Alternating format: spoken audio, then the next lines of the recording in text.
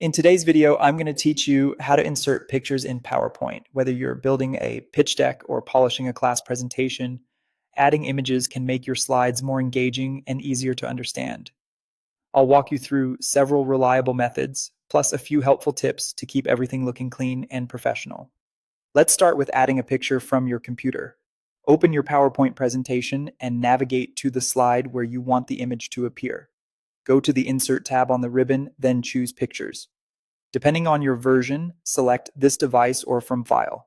Browse your folders, click the image you want, and select Insert. Once it's on the slide, click and drag the corner handles to resize while keeping the proportions intact. To reposition, simply click and drag the image to where you want it.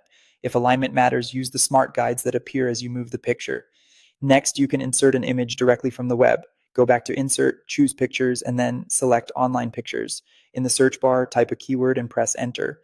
Browse the results, select the image you want, and click Insert. Make sure you're choosing images that you have the rights to use, especially for public or commercial presentations. Another efficient approach is to use a slide layout with a picture placeholder. On the Home tab, click Layout and pick a design that includes a picture icon. On your slide, click that picture icon. You can choose an image from your file or select an online source, then click Insert.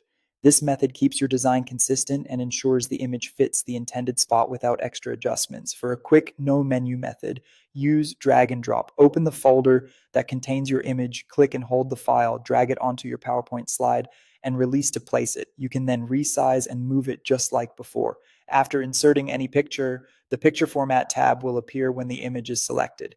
Here you can apply styles and borders, adjust brightness and contrast, add effects like shadow, reflection, or glow, crop the image to focus on what matters, and even remove the background for a cleaner look. Subtle, consistent formatting goes a long way toward a polished result. Final tip, always choose high-quality images that are relevant to your message.